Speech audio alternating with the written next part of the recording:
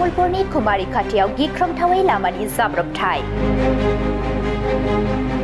रङिया भुटान राजा लामानि तिनिआलियाव गंनै गारिनि गेजेराव जाब्रबथाय।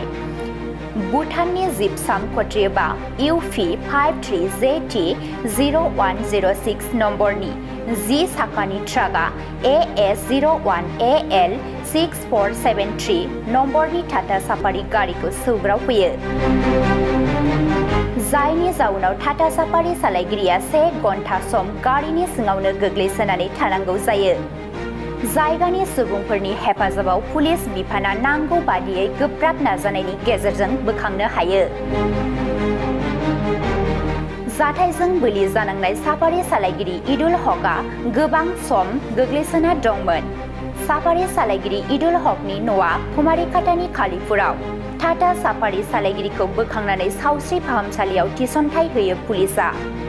बेराफारसे जाब्रबथाय जाथाय जाखांनायनि उनाव ट्राक ट्रेलार सालायगिरिया खारखोमानानै दं होननानै मिथिनो मोननाय जादों।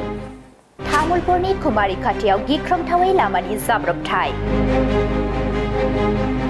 रङिया भुटान राजा लामानि तिनिआलियाव गंनै गारिनि गेजेराव जाब्रबथाय।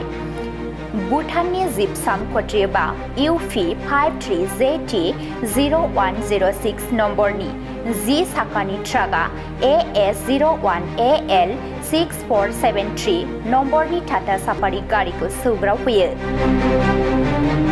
जायनि जाउनाव टाटा साफारि सालायगिरिया 1 घन्टा सम गारिनि सिङावनो गोग्लैसोनानै थानांगौ जायो।